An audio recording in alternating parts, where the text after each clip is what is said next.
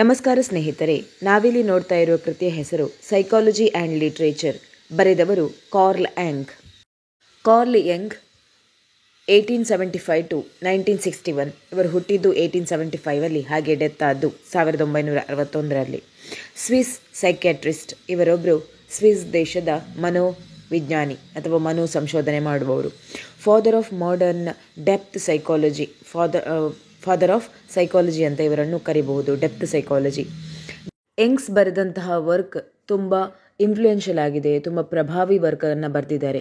ಬರೀ ಮನೋವಿಜ್ಞಾನ ಅಂತ ಒಂದು ವಿಷಯ ಮಾತ್ರ ಅಲ್ಲ, ಆಂಥ್ರಪಾಲಜಿ, ಲಿಟ್ರೇಚರ್ ಹಾಗೂ ಫಿಲಾಸಫಿ, ರಿಲಿಜಿಯಸ್ ಸ್ಟಡೀಸ್ ಕುರಿತು ತನ್ನ ಅಭಿಪ್ರಾಯವನ್ನು ಹೇಳಿದ್ದಾರೆ. ಮನೋವಿಜ್ಞಾನದಲ್ಲಿ ತುಂಬ ಹೆಸರುವಾಸಿಯಾದ ವ್ಯಕ್ತಿ ಸಿಗ್ಮಂಡ್ ಫ್ರಾಯ್ಡ್. ಅವರು ಕೂಡ ಯಾಂಗ್ ಅವರಿಂದ ಇನ್ಫ್ಲುಯೆನ್ಸ್ ಆಗಿದ್ದರು. ಸಿಗ್ಮಂಡ್ ಫ್ರಾಯ್ಡ್ ತನ್ನ ಮನೋವಿಜ್ಞಾನದ ಚಿಂತನೆಗಳಲ್ಲಿ ನಮ್ಮ ಕವಿಯ ಯೋಚನೆಗಳನ್ನು ಅಳವಡಿಸಿದ್ದರು. ಈ ಇಬ್ಬರು ವ್ಯಕ್ತಿಗಳು ಮನೋವಿಜ್ಞಾನದಲ್ಲಿ ತುಂಬ ಹೆಸರುವಾಸಿಯಾಗಿದ್ದರು. ಇವರು ಡಿಸಿಪಲ್ ಆಫ್ ಸಿಗ್ಮಂಡ್ ಫ್ರಾಯ್ಡ್ ಅಂತ ಕೂಡ ಹೆಸರುವಾಸಿಯಾಗಿದ್ದರು. ಸಿಗ್ಮಂಡ್ ಫ್ರಾಯ್ಡ್ ನಂತರ ಮನೋವಿಜ್ಞಾನದಲ್ಲಿ ತುಂಬ ಹೆಸರನ್ನು ಮಾಡಿದ ವ್ಯಕ್ತಿ ಅಂದರೆ ಕಾರ್ಲ್ ಯಾಂಗೆ ಎಂದು ಹೆಗ್ಗಳಿಕೆ ಪಡೆದಿದ್ದರು. Book with Freud and found ಈ ಸಪರೇಟ್ ಥಾಟ್ಸ್ ಆನ್ ಸೈಕಾಲಜಿ. ಕೆಲವೊಂದು ಮನೋವಿಜ್ಞಾನದ ಸಿದ್ಧಾಂತಗಳಿಗೆ ತನ್ನದೇ ಆದ ಡೆಫಿನಿಷನ್ನ ಅಥವಾ ವ್ಯಾಖ್ಯಾನವನ್ನು ಬರೆದಿದ್ದಾರೆ. ಆರಂಭದಲ್ಲಿ ಜೊತೆಯಾಗಿ ಪ್ರಾರಂಭಿಸಿದ ಒಂದು ಸಂಸ್ಥೆ ನಂತರ ಡಿವೈಡ್ ಆಗಿ ಇವರು ಸಪರೇಟ್ ಆಗಿ ಇವರದೇ ಒಂದು ಸೈಕಾಲಜಿಯಲ್ ಸ್ಕೂಲನ್ನು ತೆರೀತಾರೆ. ಸಿಗ್ಮಂಡ್ ಫ್ರಾಯ್ಡ್ ಜೊತೆಗಿನ ಫ್ರೆಂಡ್ಶಿಪ್ಪನ್ನು ಕೊನೆಗೊಳಿಸ್ತಾರೆ. ಸೈಕೋ ಅನಾಲಿಸಿಸ್ ಥಾಟ್ಸ್ನ ಹಿಸ್ಟ್ರಿಗಳಲ್ಲಿ ಇವರ ಸ್ನೇಹ ಸಂಬಂಧ ಕೂಡ ಮುಖ್ಯ ಪಾತ್ರ ವಹಿಸಿತ್ತು. ಇವರಿಬ್ಬರ ಕೊಡುಗೆಗಳು ಮನೋವಿಜ್ಞಾನಿಗಳಿಗೆ ಹೊಸ ಅನ್ವೇಷಣೆಗೆ ದಾರಿ ಮಾಡಿಕೊಟ್ಟಿತು. ಸಿಗ್ಮಂಡ್ ಫ್ರಾಯ್ಡ್ ಅವರ ಇಂಡಿವಿಜುವಲ್ ಕಾನ್ಸೆಪ್ಟನ್ನು ಯಂಗ್ ಅವರು ನೆಗ್ಲೆಕ್ಟ್ ಮಾಡ್ತಾರೆ ಅಥವಾ ಅಪೋಸ್ ಮಾಡ್ತಾರೆ. ಇದು ಇನ್ಕಂಪ್ಲೀಟ್ ಕಾನ್ಸೆಪ್ಟ್ ಹಾಗೂ ಅನ್ನೆಸೆಸರಿ ನೆಗೆಟಿವ್ ಆಗಿದೆ ಅಂತ ಎಕ್ಸ್ಪ್ಲೈನ್ ಮಾಡ್ತಾರೆ. ಹಾಗಾಗಿ ಇವರು ತನ್ನದೇ ಆದ 4 ವಿಧವಾದ ಅನ್ಕಾನ್ಷಿಯಸ್ ಮೈಂಡ್ಸನ್ನು ಇಂಟ್ರೊಡ್ಯೂಸ್ ಮಾಡ್ತಾರೆ. ಇದನ್ನು ಅವರು ಕಲೆಕ್ಟಿವ್ ಅನ್ಕಾನ್ಷಿಯಸ್ ಎಂದು ಕರೆದರು. ಅದರೊಂದಿಗೆ ಫ್ರಾಯ್ಡ್ ಅವರ ಪರ್ಸನಲ್ ಅನ್ಕಾನ್ಷಿಯಸ್ ಥಿಂಕಿಂಗ್ ಏನಿದು ಅದನ್ನು ಜಾಯಿನ್ ಮಾಡಿಕೊಂಡು ತನ್ನದೇ ಆದ ಎಕ್ಸ್ಟ್ರಾ ಕೆಲವು ಡೆಫಿನಿಷನ್ನ ಸೇರಿಸ್ತಾರೆ. ಫ್ರಾಯ್ಡ್ರವರ ಪ್ರಕಾರ ಸಾಹಿತ್ಯ ಅನ್ನೋದು ಮನಸ್ಸಿನ ಡಿಪ್ರೆಷನ್ ಆದಾಗ ಅಥವಾ ಅದರ ಡಿಸೈರ್ ಫುಲ್ಫಿಲ್ನೆಸ್ ಆಗದೇ ಇರುವಾಗ ಬರುವಂತಹ ಒಂದು ರಚನೆ. ಅವರು ಹೇಳುವ ಪ್ರಕಾರ ಲಿಟ್ರೇಚರ್ ಅನ್ನೋದು product of collective consciousness of an author. ಆದರೆ ಯಂಗ್ ಹೇಳ್ತಾರೆ human being collected each other. Human being ಅಂದರೆ ನಾವು ಮನುಷ್ಯರು ಒಬ್ಬರಿಗೊಬ್ಬರು ಕಲೆಕ್ಟ್ ಆಗಿದ್ದೇವೆ, ಸ್ನೇಹಜೀವಿಗಳು ಅಥವಾ ಸಂಘಜೀವಿಗಳು ಎಂದು ಕರೆಯಲ್ಪಟ್ಟಿದ್ದೇವೆ. ಆ ಕನೆಕ್ಷನ್ಸ್ ಹೇಗಾಗಿದೆ ಅಂದರೆ ಅದರದೇ ಆದ ಎಕ್ಸ್ಪೀರಿಯನ್ಸ್ ಅಥವಾ ಮೆಮೊರೀಸ್ಗಳ ಮೂಲಕ. ಇದು ಸೈಕೋ ಅನಾಲಿಸಿಸ್ ಅನ್ನುವ ಸ್ಟಡೀಸಿಗೆ ಹೊಸ ಡೆಫಿನೇಷನ್, ಹೊಸ ಥಿಯರೀಸನ್ನು ತಂದುಕೊಡ್ತದೆ. ಈ ಸೈಕಾಲಜಿ ಆ್ಯಂಡ್ ಲಿಟ್ರೇಚರ್ ಅನ್ನೋದೊಂದು ಎಸ್ಸೆ ಆಗಿದ್ದು ಸೈಕಾಲಜಿ ಫೀಲ್ಡಿನಲ್ಲಿ ಅಥವಾ ಸೈಕಾಲಜಿ ಸ್ಟಡಿಯಲ್ಲಿ ತನ್ನದೇ ಆದ ಮುಖ್ಯ ಪಾತ್ರವನ್ನು ವಹಿಸುತ್ತದೆ. ಹಲವು ವಿಶೇಷತೆಗಳನ್ನು ಒಳಗೊಂಡಿದೆ.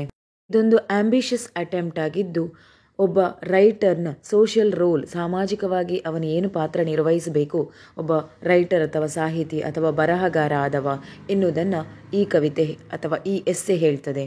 ಒಬ್ಬ ಸೈಕ್ಯಾಟ್ರಿಸ್ಟ್ ಅಥವಾ ಸೈಕೋ ಅನಾಲಿಟಿಕ್ಸ್ ಮಾಡುವಂತಹ ವ್ಯಕ್ತಿ ಹೇಗಿರಬೇಕು ಒಂದು ಸಮಾಜದಲ್ಲಿ ಅಥವಾ ಅವನು ಲಿಟ್ರೇಚರಿಗೆ ಹೇಗೆ ಸಂಬಂಧ ಪಡ್ತಾನೆ ಅನ್ನೋದನ್ನು ಈ ಎಸ್ಸೆ ತಿಳಿಸ್ತದೆ. ಎಸ್ಸೆಗೆ ಡೀಪ್ ಸೈಕಾಲಜಿಕಲ್ ಕನ್ಸರ್ನ್ ಇದೆ.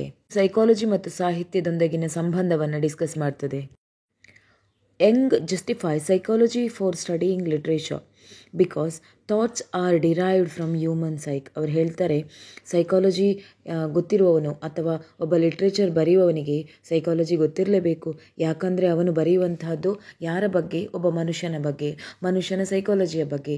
ಹಾಗಾಗಿ ಅವನಿಗೆ ಬೇಸಿಕ್ ಸೈಕಾಲಜಿ ಗೊತ್ತಿರಲೇಬೇಕು. ಅವರ ಪ್ರಕಾರ ಸೈಕಾಲಜಿ ಮತ್ತು ಲಿಟ್ರೇಚರ್ ಒಂದು ನಾಣ್ಯದ 2 ಮುಖಗಳಿದ್ದಂತೆ, ಎರಡು inter connected. For Young human psych is the womb of all sciences and arts. ಅಲ್ಲಿ ಹ್ಯೂಮನ್ ಸೈಕಾಲಜಿ ಅನ್ನೋದು ಎರಡಕ್ಕೂ ಬೇಸ್ ಆಗಿದೆ. ಅಲ್ಲಿ ಸೈನ್ಸು ಬೇಕು, ಹಾಗೆ ಆರ್ಟ್ಸ್ ಕೂಡ important. Why is literature important to psychology? ಇಲ್ಲೊಂದು ಕ್ವಶನ್ ಬರುತ್ತೆ. A literary work benefits from psychology in terms of successful presenting character, expressing their moods and bringing the reader into psychological dimensions of human reality. ನಮ್ಮ ಮನುಷ್ಯನ ತಲೆಯಲ್ಲಿ ಏನು ಓಡ್ತಾ ಇರ್ತದೆ, ಅಥವಾ ಒಂದು ಸಾಹಿತ್ಯದಲ್ಲಿ ಬರುವಂಥ ಬೇರೆ ಬೇರೆ ಕ್ಯಾರೆಕ್ಟರ್ಸ್ ಯಾವುದಿರಬೇಕು, ಅದರ ಮೂಡ್ಸ್ ಯಾವುದಾಗಿರಬೇಕು, ಅದರಲ್ಲಿ ಇಮೋಷನ್ಸ್ ಯಾವುದನ್ನೆಲ್ಲ ಹಾಕಿದರೆ ಅದರಿಂದ ರೀಡರ್ ಅಥವಾ ಒಬ್ಬ ಪ್ರೇಕ್ಷಕ ಅದನ್ನು ಅಟ್ರ್ಯಾಕ್ಟ್ ಮಾಡ್ಬೋದು, ಎಲ್ಲವನ್ನು ಸೈಕಾಲಜಿಕಲ್ ಓರಿಯೆಂಟೆಡ್ ಆದ ಲಿಟ್ರೇಚರ್ ಗೊತ್ತಿರುವಂತಹ ಕವಿ ಅಥವಾ ಸಾಹಿತಿ ಎಲ್ಲವನ್ನ ಮಾಡಲು ಸಾಧ್ಯ. ನಿಜ ಅಲ್ವಾ ಸ್ನೇಹಿತರೆ? ನಾವು ಯಾವುದಾದ್ರೂ ಒಂದು ಪುಸ್ತಕ ಓದ್ತಾ ಇದ್ದೇವೆ ಅಥವಾ ಯಾವುದಾದ್ರೂ ಒಂದು ಮೂವಿ ನೋಡ್ತಾ ಇದ್ದೇವೆ ಅಂತಾದರೆ ಅದರಲ್ಲಿರುವ ಪಾತ್ರಗಳು ನಮ್ಮನ್ನು ಎಷ್ಟು ಇಮೋಷ್ನಲ್ ಆಗಿ ಸೆಳೆಯುತ್ತದೆ, ನಮ್ಮ ಇಮೋಷನಲ್ ಅಪ್ ಡೌನ್ಸನ್ನು ಎಷ್ಟು ಮಾಡ್ತದೆ ಅನ್ನೋದು ಅದನ್ನು ಕ್ರಿಯೇಟ್ ಮಾಡಿದವನ ತಲೆಯಲ್ಲಿರುವ ಸೈಕಾಲಜಿಕಲ್ ಥಿಂಕಿಂಗ್ ಮೇಲೆ ಡಿಪೆಂಡ್ ಆಗಿರುತ್ತೆ. Psychology and study of literature meet in their focus on emotions and human soul. Psychology ಹಾಗೂ ಲಿಟ್ರೇಚರ್ ಎರಡೂ ಕೂಡ ಮನುಷ್ಯನ ಆತ್ಮವನ್ನು ಅಥವಾ ಅವನ ಭಾವನೆಗಳನ್ನು ಸಂತೈಸ್ತದೆ, ಅದಕ್ಕೆ ಕನೆಕ್ಟ್ ಆಗ್ತದೆ. ನೆಕ್ಸ್ಟ್ ಕ್ವೆಶ್ಚನ್ ಬಂದು difference between literary critic and psychology. ಏನು ಡಿಫರೆನ್ಸ್ ಇದೆ ಲಿಟರರಿ ಕ್ರಿಟಿಕ್ ಬರೆಯುವುದಕ್ಕಿಂತಲೂ ಮತ್ತು ಸೈಕಾಲಜಿಗೂ? Psychological novels may not be preferred by psychologist. ಒಬ್ಬ ಸೈಕಾಲಜಿಸ್ಟ್ ಆದವ, ಒಬ್ಬ ಮನೋವಿಜ್ಞಾನಿ ಆದವ ಅಥವಾ ಮನೋವಿಶ್ಲೇಷಣೆ ಮಾಡುವ ಚಿಂತಕ ಸೈಕಾಲಜಿಕಲ್ ನಾವೆಲನ್ನು ಪ್ರಿಫರ್ ಮಾಡಲಿಕ್ಕಿಲ್ಲ. ಒಬ್ಬ ಸೈಕಾಲಜಿಸ್ಟ್ ಆದವ ಒಂದು ಬರೆದಂತಹ ಕೃತಿ ತುಂಬ ಇಂಟ್ರೆಸ್ಟಿಂಗ್ ಆಗಿರಲಿಕ್ಕಿಲ್ಲ ಓದುಗನಿಗೆ ಅಥವಾ ಅದನ್ನು ನೋಡುಗನಿಗೆ. ಅದರಲ್ಲಿ ಬರುವ ಪಾತ್ರಗಳಿರ್ಬೋದು, ಅದರಲ್ಲಿ ಬರುವ ಭಾವನೆಗಳಿರ್ಬೋದು, ತುಂಬ ಇಂಟ್ರೆಸ್ಟಿಂಗ್ ಅಂತ ಅನಿಸ್ಲಿಕ್ಕಿಲ್ಲ, ಬೋರಿಂಗ್ ಅನಿಸ್ಬೋದು. Psychological novels may be the interesting topic for literary critics. ಸಾಹಿತ್ಯಿಕ ವಿಶ್ಲೇಷಣೆ ಮಾಡುವವರಿಗೆ ಸೈಕಾಲಜಿಕಲ್ ನಾವೆಲ್ಸ್, ಮನೋಭೂಮಿಕೆಯನ್ನು ಹೊಂದಿರುವಂತಹ ನಾವೆಲ್ಸ್ ಯಾವುದೆಲ್ಲ ಇದೆ ಅದು ತುಂಬ ಇಂಟ್ರೆಸ್ಟಿಂಗ್ ಅಂತ ಅನಿಸಬಹುದು. Psychologist reject psychological novels because there is no room for interpretation and the novels explain themselves. Psychologist ಆದವ ಸೈಕಾಲಜಿಕಲ್ ರಿಲೇಟ್ ಆದ ನಾವೆಲ್ಸನ್ನು ಯಾವತ್ತೂ ರಿಜೆಕ್ಟ್ ಮಾಡ್ತಾರೆ, ಯಾಕಂದರೆ ಅಲ್ಲಿ ಇಂಟರ್ಪ್ರಿಟೇಷನಿಗೆ ಅಥವಾ ಆ ನಾವೆಲ್ಸನ್ನು ಅವರೊಳಗೆ ಎಕ್ಸ್ಪ್ಲೇನ್ ಮಾಡಲಿಕ್ಕೆ ಸಾಧ್ಯ ಆಗೋದಿಲ್ಲ. Jung takes Johann Wolfgang Goethe's masterpiece play Faust as an example to differentiate. ಇಲ್ಲೊಂದು ನಾವೆಲನ್ನು ತಗೊಂಡವರು ಡಿಫರೆನ್ಷಿಯೇಟ್ ಮಾಡ್ತಾರೆ.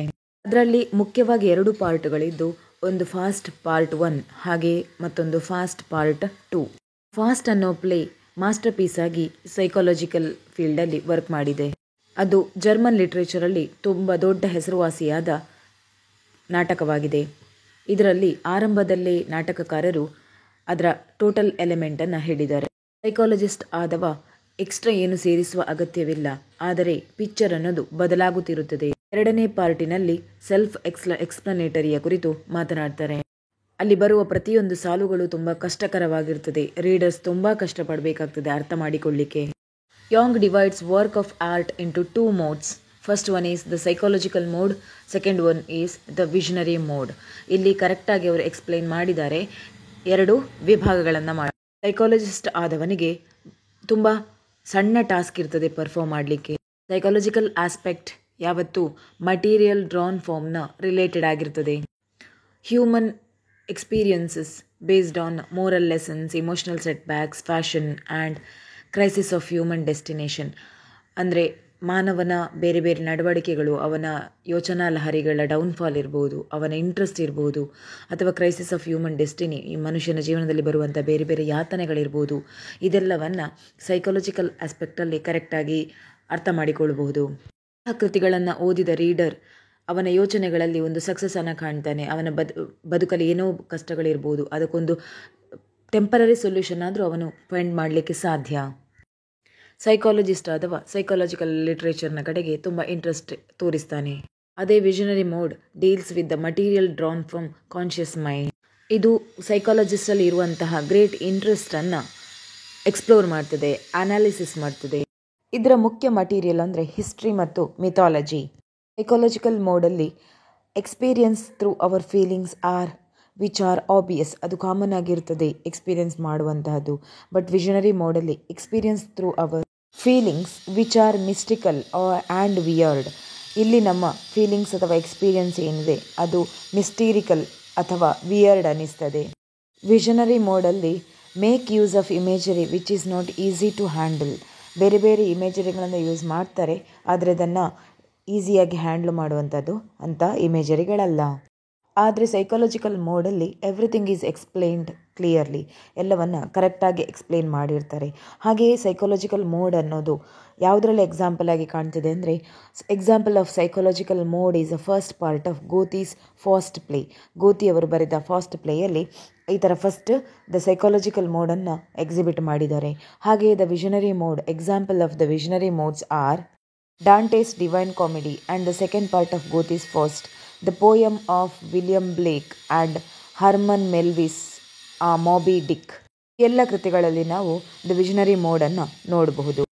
Yang rejects Freudian concept. Sigmund Freud ಅವರ ಯಾವೆಲ್ಲ ಕಾನ್ಸೆಪ್ಟ್ಗಳನ್ನು ಯಾಕೆ ರಿಜೆಕ್ಟ್ ಮಾಡಿದರು? Jung rejects Freudian emphasis on the personality of the ಆಥರ್ನ ಪರ್ಸ್ನಾಲಿಟಿ ರಿಲೇಟ್ ಆಗಿ ಸಿಗ್ಮಂಡ್ ಫ್ರಾಯ್ಡ್ ಏನೆಲ್ಲ ಯೋಚನೆಗಳನ್ನು ಅವರು ಬರೆದಿದ್ದಾರೆಯೋ ಅದನ್ನು ನಮ್ಮ ಎಸ್ಸೇಯಿಸ್ಟ್ ಆದ ಯಾಂಗ್ ಅವರು ರಿಜೆಕ್ಟ್ ಮಾಡ್ತಾರೆ. ಫ್ರಾಯ್ಡಿಯನ್ approach cannot understand the function of a creative writer in the society. Sigmund Freud ಅವರ ಪ್ರಕಾರ ಅವರು ಕ್ರಿಯೇಟಿವ್ ರೈಟರ್ ಆಗಿರೋ ವ್ಯಕ್ತಿಯ ಪಾತ್ರವನ್ನು ಸಮಾಜದಲ್ಲಿ ಗುರುತಿಸೋದು ಕಷ್ಟ ಅಂತ ಹೇಳಿದ್ದಾರೆ. Jung notes that the materials of literature are not drawn from the sexual history as Freud would insist. ಆದರೆ ಇಲ್ಲಿ ಯಾಂಗಿಗೆ ಅನ್ನಿಸ್ತದೆ ಸಿಗ್ಮಂಡ್ ಫ್ರಾಯ್ಡ್ ಅವರು ಹೇಳಿದ ರೀತಿಯಲ್ಲಿ ಆ ಥರ ಸೊಸೈಟಿಯಲ್ಲಿ ಏನೂ ನಡೀತಾ ಇಲ್ಲ. But rather materials are drawn from racial memory or the collective unconscious of the entire human race. Jung ಪ್ರಕಾರ ರೇಷಿಯಲ್ ಮೆಮರಿ ಅಥವಾ ನಮ್ಮ ಎಕ್ಸ್ಪೀರಿಯನ್ಸ್ ಏನಿರ್ತದೆ ಅದರಿಂದ ಕಲೆಕ್ಟಿವ್ ಅನ್ಕಾನ್ಷಿಯಸ್ ಬೇರೆ ಬೇರೆ ಯೋಚನೆಗಳು ಮನುಷ್ಯನ ತಲೆಯಲ್ಲಿ ಬರುವಂತಹದ್ದು. Such materials of collective unconscious are called archetype by Young. Jung ಅವರು ಅಂತಹ ಮಟೀರಿಯಲನ್ನು ಆರ್ಕಿಟೈಪ್ ಅಂತ ಸೈಕಾಲಜಿಕಲ್ ವರ್ಡ್ ಆಗಿ ಹೇಳ್ತಾರೆ. Example, the figure of cross becomes a sacred symbol of among ಕ್ರಿಶ್ಚಿಯನ್ಸಲ್ಲಿ figure of cross, a plus mark ಹೇಗೆ sacred symbol ಆಗಿ work ಆಗಿದೆಯೋ ಹಾಗೆ ಕಲೆಕ್ಟಿವ್ ಕಾನ್ಷಿಯಸ್ ಅನ್ನೋದು ತುಂಬ ಮುಖ್ಯ ಪಾತ್ರವನ್ನು ವಹಿಸ್ತದೆ. ಹಾಗೆ ಹಿಂದೂಗಳಲ್ಲಿ ಸ್ವಸ್ತಿಕ ಕೂಡ ಹೌದು. Collective unconscious. According to Young, the author's personality is not the most important aspect of a literary work. Jung ಅವರ ಪ್ರಕಾರ ಬರೆಯುವಂಥವರ ಪರ್ಸ್ನಾಲಿಟಿ ಅನ್ನೋದು ಲಿಟ್ರರಿ ವರ್ಕಲ್ಲಿ ತುಂಬ ಮುಖ್ಯ ಪಾತ್ರವೇನು ವಹಿಸುವುದಿಲ್ಲ. The writer has to transcend the personal in order to make his work appealing to others. ಅವರ ಯೋಚನೆಗಳನ್ನು ಅವನು ಬರೀತಾರೆ, ಅದು ಇನ್ನೊಬ್ಬ ರೀಡರ್ಗೆ ಹೋಗಿ ತಲುಪುವಂತಹದ್ದು.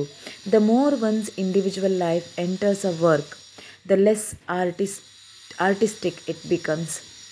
ಒಬ್ಬ ವ್ಯಕ್ತಿಯ ಇಂಡಿವಿಜುವಲ್ ಲೈಫ್ ಒಂದು ವರ್ಕಿನ ಮೂಲಕ ಜಗತ್ತಿಗೆ ಎಕ್ಸಿಬಿಟ್ ಆಗ್ತದೆ ಹೊರತು ಅವರ ಆರ್ಟಿಸ್ಟಿಕ್, ಅವರ ಸ್ಕಿಲ್ಗಳೇನು ಅಷ್ಟೊಂದು ಎಂಫಸೈಸ್ ಆಗೋದಿಲ್ಲ ಅಥವಾ ಜನಗಳಿಗೆ ಎಕ್ಸ್ಪೋಸ್ ಆಗೋದಿಲ್ಲ. ಆ writer is a collective man, carries the and shapes the unconscious life of man ಕೈಂಡ್. ರೈಟರ್ ಆದವ ಒಬ್ಬ ಕಲೆಕ್ಟಿವ್ ಮ್ಯಾನ್ ಅಂತ ಕರೆಯಲ್ಪಡ್ತಾನೆ. ಯಾಕಂದರೆ ಇಡೀ ಸಮಾಜದ ಅನ್ಕಾನ್ಷಿಯಸ್ ಸೈಕಾಲಜಿಕಲ್ ಕಾನ್ಸೆಪ್ಟ್ ಏನಿದೆ ಅದನ್ನು ಶೇಪ್ ಮಾಡ್ತಾನೆ, ಕ್ಯಾರಿ ಮಾಡ್ತಾನೆ. ಒಂದು ಜನ್ರೇಷನ್ ಇನ್ನೊಂದು ಜನ್ರೇಷನಿಗೆ ಕೊಡುವಂತಿರ್ಬೋದು ಅಥವಾ ಅದಕ್ಕೊಂದು ಕರೆಕ್ಟ್ ಸ್ಟ್ರಕ್ಚರ್ ಕೊಡುವಂತಹದ್ದು ಎಲ್ಲವೂ ಒಬ್ಬ ರೈಟರ್ನ ಕೈಯಲ್ಲಿರ್ತದೆ. ಅದನ್ನೇ ಎಸ್ಸೇಯಿಸ್ಟ್ ಹೇಳಿರುವಂತಹದ್ದು. ಸೈಕಾಲಜಿ ಆ್ಯಂಡ್ ಲಿಟ್ರೇಚರ್ ಎರಡು ಇಂಟರ್ ಕನೆಕ್ಟೆಡ್, ಒಂದನ್ನೊಂದು ಡಿಪೆಂಡ್ ಆಗಿರ್ತದೆ. ಸೈಕಾಲಜಿ ಇಲ್ಲದೆ ಲಿಟ್ರೇಚರ್ ಇಲ್ಲ, ಹಾಗೆ ಲಿಟ್ರೇಚರ್ ಇಲ್ಲದೆ ಸೈಕಾಲಜಿ ಇರೋದು ಸಾಧ್ಯವಿಲ್ಲ. Conclusion. According to Young, creative artists should express the contents of collective unconscious in a society. ಒಬ್ಬ ಕ್ರಿಯೇಟಿವ್ ಆರ್ಟಿಸ್ಟ್ ಆದವ ಒಂದು ಸೊಸೈಟಿಯಲ್ಲಿ ಕಲೆಕ್ಟಿವ್ ಕಾನ್ಷಿಯಸ್ನೆಸ್ಸನ್ನು ಎಕ್ಸ್ಪ್ಲೇನ್ ಮಾಡಬೇಕು. ಆ ಒಂದು ಯೋಚನೆ ಉದ್ದೇಶ ಅವನಲ್ಲಿ ಇರಬೇಕು. The author has to sacrifice happiness. ಅವನ ಸಂತೋಷಗಳನ್ನು ಅವನು ತ್ಯಾಗ ಮಾಡಬೇಕಾಗ್ತದೆ. The author has to suffer because of divine gift. ಅವನು ಒಂದಷ್ಟು ಸಮಸ್ಯೆಗಳನ್ನು ಎದುರಿಸಬೇಕಾಗ್ತದೆ. ಯಾವುದರಿಂದ ಅಂದರೆ ಡಿವೈನ್ ಗಿಫ್ಟ್. ಅವನಿಗೆ ಏನು ಗಿಫ್ಟ್ ಸಿಕ್ಕಿರ್ತದೆ ಅದೇ ಅವನ artistic skill.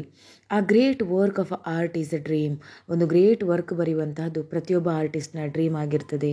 An artist or author is creating or living as a member of human race rather than the individual speaking to humanity. ಒಬ್ಬ ಮನುಷ್ಯ ಆದವ ಮಾನವೀಯತೆಯ ಕುರಿತು ಹೇಳುವುದಕ್ಕಿಂತಲೂ ಒಬ್ಬ ಆರ್ಟಿಸ್ಟ್ ಆದವ, ಒಬ್ಬ ಆಥರ್ ಆದವ ಸಮಾಜಕ್ಕೆ ಜಾಸ್ತಿ ಪ್ರೇರಣೆ ಮಾಡಲಿಕ್ಕೆ ಸಾಧ್ಯ. ಅವನು ಗ್ರೇಟ್ ಸೋಲ್ ಅಂತ ಹೇಳ್ತಾರೆ. The great work of art is comprised of collective consciousness. ಅದರಿಂದಾಗಿಯೇ ಒಬ್ಬ ಗ್ರೇಟ್ ಆರ್ಟಿಸ್ಟ್ ಆದವ ಸಮಾಜದಲ್ಲಿ ಕಲೆಕ್ಟಿವ್ ಕಾನ್ಷಿಯಸ್ನೆಸ್ಸನ್ನು ತರಲಿಕ್ಕೆ ಸಾಧ್ಯ. This collective conscious will assist the artist in the process of individualization. ಒಬ್ಬ ಮನುಷ್ಯನನ್ನು ಮಾನವೀಯ ವ್ಯಕ್ತಿಯನ್ನಾಗಿ, ಒಬ್ಬ ಮಾನವೀಯ ಮೌಲ್ಯಗಳನ್ನು ಹೊಂದಿದ ವ್ಯಕ್ತಿಯನ್ನಾಗಿ ಮಾಡುವುದೇ ಬೇರೆ ಬೇರೆ ಕೃತಿಗಳು ಅಥವಾ ಬೇರೆ ಬೇರೆ ವರ್ಕ್ಗಳು. ಅದನ್ನು ಮಾಡುವಂಥ ಆಥರ್ ಸಮಾಜದಲ್ಲಿ ಮುಖ್ಯ ಪಾತ್ರವನ್ನು ವಹಿಸ್ತಾನೆ. ಅವನು ಎಲ್ಲದರಲ್ಲೂ ಪರ್ಫೆಕ್ಟ್ ಆಗೋ ಅಗತ್ಯತೆ ಇದೆ. ಇಲ್ಲಿಗೆ ಯಾಂಗ್ ಅವರು ಬರೆದ ಲಿಟ್ರೇಚರ್ ಆ್ಯಂಡ್ ಸೈಕಾಲಜಿ ಅನ್ನುವ ಎಸ್ಸೆಯ ಕನ್ನಡ ವಿವರಣೆ ಮುಗಿಯಿತು. ಈ ವಿವರಣೆ ನಿಮಗೆ ಕ್ಲಿಷ್ಟಕರ ಅನಿಸಿದರೆ ಪುನಃ 2-3 ಸಲ ನೋಡಿ. ಮನೋವಿಜ್ಞಾನದ ಭೂಮಿಕೆಯನ್ನು ಹೊಂದಿರುವ ಕಾರಣ ಸ್ವಲ್ಪ ಕ್ಲಿಷ್ಟ ಅನಿಸಬಹುದು. ಈ ವಿವರಣೆ ನಿಮಗೆ ಇಷ್ಟ ಆಗಿದೆ ಅಂದ್ಕೊಳ್ತೇನೆ. ಲೈಕ್ ಮಾಡಿ, ಕಮೆಂಟ್ ಬಾಕ್ಸಲ್ಲಿ ಕಮೆಂಟ್ ಮಾಡಿ ತಿಳಿಸಿ. ಹಾಗೆ ಚಾನಲ್ ಸಬ್ಸ್ಕ್ರೈಬ್ ಮಾಡಿ. ಧನ್ಯವಾದಗಳು.